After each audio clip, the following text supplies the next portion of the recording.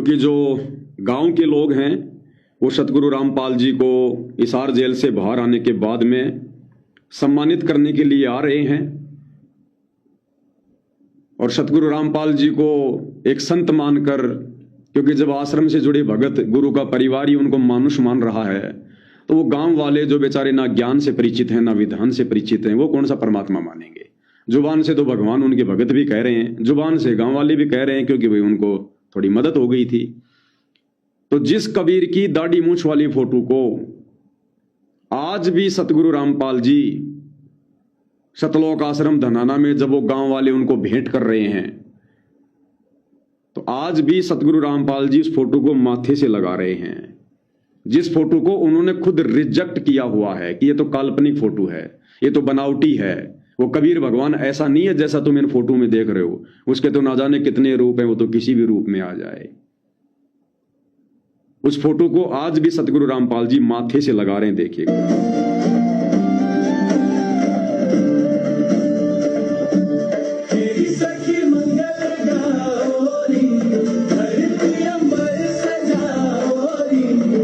ये वीडियो अलग है, वो वाला थोड़ा निकालता हूं मैं। हाँ, ये वाला डाउनलोड कर लेता हूं, फिर डाउनलोड करके दिखाऊंगा आप लोगों को।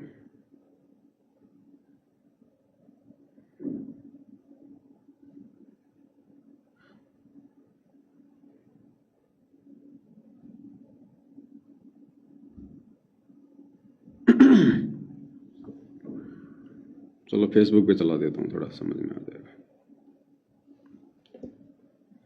देखिएगा भाई और बहनों, सॉरी नेट बंद था इसलिए नहीं डाउनलोड हो रहा था, अभी नेट चल गया।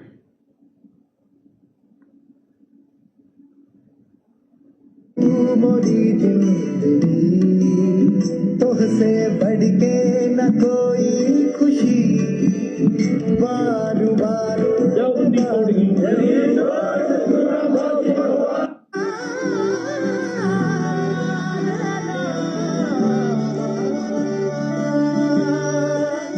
तूने तारा जो प्रीत का जोड़ा, मनवा बैरी रहा ना ये मोरा, बदलाना था ये किस्मत का फेरा, जब तक तू ना था तारा मोरा, मोरी रस्सियों से छूटा देखिएगा, देखा भाई और बहनों, ये दाढ़ी मूंछ वाले कबीर की नकली फोटो, बनावटी फोटो। स्वदेश कबीर, जिसकी मदीना गांव में करोड़ों रुपए की लागत से लाइब्रेरी बनाई जा रही है सतलोक आश्रम कमेटी के द्वारा, वो स्वदेश कबीर सतलोक आश्रम धनाना में सतगुरु रामपाल जी से मिलने आया, आशीर्वाद लेने नहीं आया। वो तो खुद अपने आप को संत मानता है, केवल मिलने आया है, क्योंकि करोड़ों रुपए की मदद की है आश्रम ने फॉर्मेलिटी के लिए। वो तो खुद संत है। अगर संत रामपाल जी को उसने भगवान मान लिया होता तो उनका शिष्य बन के आता, उनसे नाम दीक्षा लेके भक्ति करता, उनके बराबर ये भगवा धारण करके संत बन के खड़ा ना होता। तो जानना मानना कुछ नहीं है, केवल फॉर्मेलिटी हो रही है। तो देखिए सतगुरु रामपाल जी उस दाढ़ी मूंछ वाली कबीर की नकली फोटो को, जो उन्होंने खुद उसको नकली कहा है कि भगवान का ऐसा स्वरूप नहीं है जो तुम इन फोटो में देख रहे हो, इस फोटो को गुरुदेव भगवान माथे से लगा रहे हैं।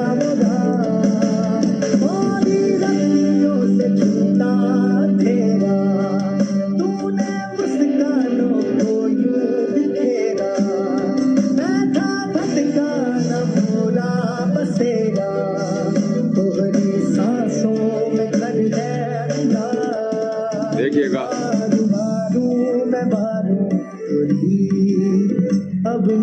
तो कहने का मतलब है भाई और बहनों,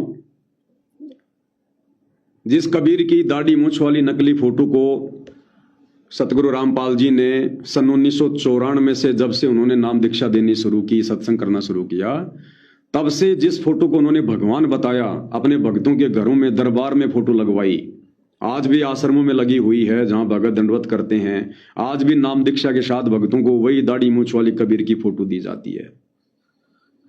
और इन नकली कबीर पंथियों से आज भी सतगुरु रामपाल जी उसी दाढ़ी मूंछ वाले कबीर की फोटो को स्वीकार कर रहे हैं और अपने माथे से लगा रहे हैं।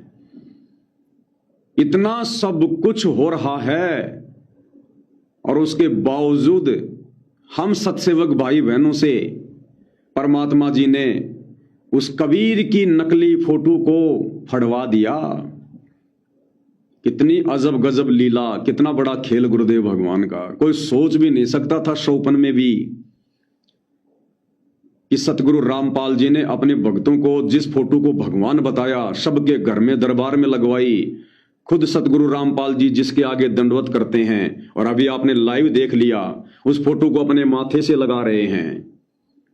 उसी फोटो को हिसार जेल में बैठकर ये लीलाधर लीला करते हुए, खेल खेलते हुए, बाहर साध संगति से अपने उन आत्माओं को, जो आत्माएं अक्षर पुरुष के लोक से डायरेक्ट आई हुई हैं, सुख सागर के हंस आए भक्ति हिरंबर उर्धरी, वाणी पढ़ते हैं ना हम कि नानक दादू अगम अगादू तेरी जहाज खेवट सही, सुख सागर के हंस आए भक्ति हिरंबर उर्धरी।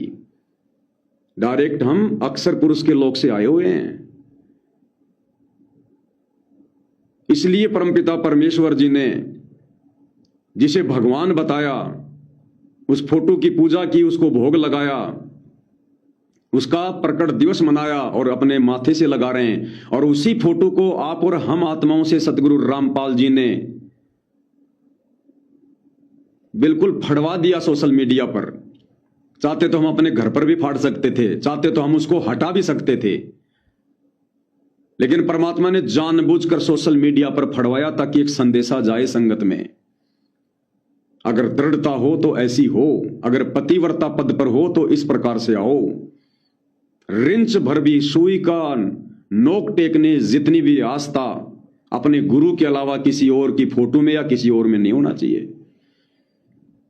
तब ये परमात्मा उन आत्माओं के ऊपर दया करता है, ऐसी दृढ़ आत्माओं पर, ऐसे पतिव्रता पद पर आई हुई आत्माओं पर ये परमात्मा डायरेक्ट सतलोक की दया करता है, पूर्ण मोक्ष की। अन्यथा विचार करो, सतलोक आश्रम वाले भाई बहन उस फोटो को फाड़ने के कारण हमारा विरोध कर रहे हैं, हमें काल का दूत कह रहे हैं कि भगवान की फोटो फाड़ दी। गुरु का परिवार हमारे ऊपर मुकदमा कर रहा है धार्मिक भावना भड़काने का।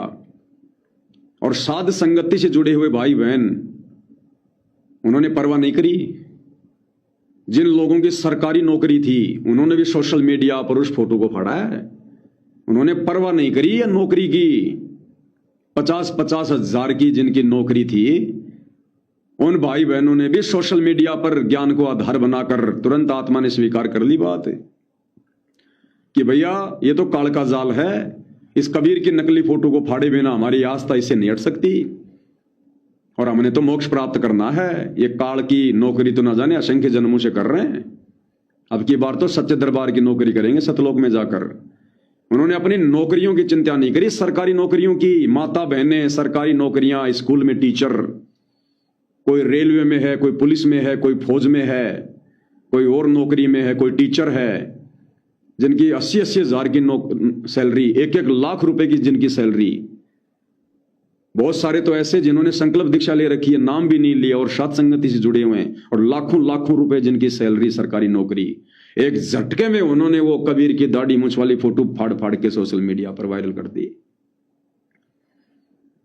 अब बताओ परमात्मा छोड़ेगा उन आत्माओं को? यहां पर ऐसी दृढ़ आत्माओं को जो कभी कभी किसी किसी युग में परमात्मा के हाथ लगती हैं, ऐसे हीरे मोती लाल युगों युगों के बाद में परमात्मा की पकड़ में आते हैं, जो उनके कहने से नहीं, कहना तो बहुत दूर की बात है, अगर कह दें तो ना जाने क्या कर गुजरे, मात्र उनकी प्रेरणा से, मात्र उनके संकेत से, जिन्होंने अपना तन मन धन नौकरी घर परिवार सब कुछ कुर्बान कर दिया अपने गुरु जी के ज्ञान पर।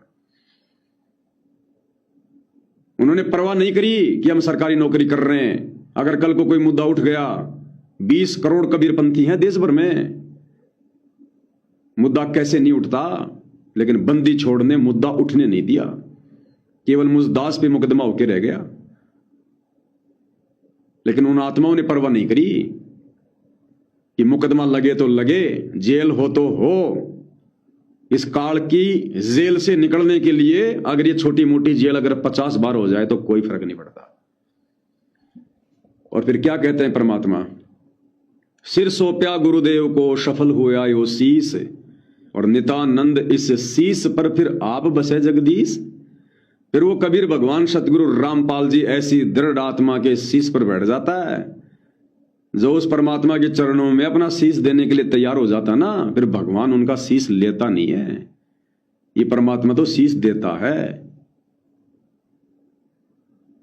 और वो कहावत उन भाई बहनों ने चरितार्थ कर दी, जो गुरुदेव हमें बताते हैं कि बच्चों, कोटि शीस तुमने दे दिए इस काल राजा की भेंट, और एक शीस देकर देख ले वर्तमान में सतगुरु अपने की भेंट। कि तू एक शीस, यानी तेरा ये वर्तमान वाला जो मनुष्य जन्म है ना, ये तू तन मन धन से अपने गुरु जी के चरणों में न्यौछावर कर दे, तेरा इसी जन्म में मोक्ष हो जाएगा। तो भाई और बहनों, पतिव्रता पद पे आना इतना आसान नहीं है। एक ही गुरु के शिष्य, वो ही तत्व ज्ञान, सब कुछ वो ही नाम, वो ही सत्संग, और उस कबीर की दाढ़ी मूंछ वाली फोटो को साथ संगति से जुड़ी हुई आत्माओं ने तो ज्ञान को आधार बनाकर निर्भय होकर फाड़ फाड़ कर वीडियो बना दिए। आज सौपन में भी याद नहीं आती वो फोटो में। अगर कबीर नाम का जिक्र होता है तो दाढ़ी मूंछ वाला नहीं आता हमारे दिमाग में, सतगुरु रामपाल जी का चेहरा दिमाग में आता है, जिन्होंने अपनी नौकरी की परवाह नहीं करी, घर परिवार की जिन्होंने कोई परवाह नहीं करी। और दूसरी तरफ सतलोक आश्रमों से जुड़े भाई बहन, वो उल्टा विरोध कर रहे हैं कि इन्होंने भगवान को फाड़ दिया। अरे भगवान था तो फिर हमारे से फटेगा क्या? वो कबीर भगवान को फाड़ दिया, फिर काहे का कबीर भगवान है जब हमारे फाड़ने से फट गया? वो काहे का कबीर भगवान है फिर वो, जो हमारे जैसे 2 कोड़ी के जीवों के फाड़ने से फट गया? फिर क्या मोक्ष करेगा वो कबीर भगवान तुम्हारा? तो ये हिम्मत, ये निर्भयता हमें सतगुरु रामपाल जी ने इस परीक्षा के दौर में इस हार जेल में बैठ कर दी। हमने गुरुदेव के संकेतों को समझा, जो संकेत उन्होंने विशेष संदेशों के माध्यम से बाहर भेजे। इन विशेष संदेशों की बदौलत और गुरु जी ने जो सद्बुद्धि दी उनको समझने की, उसकी बदौलत ये अविश्वसनीय कार्य सत्सेवक भाई बहन अपने गुरुदेव के आशीर्वाद से कर पाए हैं। इसको कहते हैं पतिव्रता पद। ऐसी आत्माओं को परमात्मा डायरेक्ट सतलोक भेजेगा, डायरेक्ट सतलोक।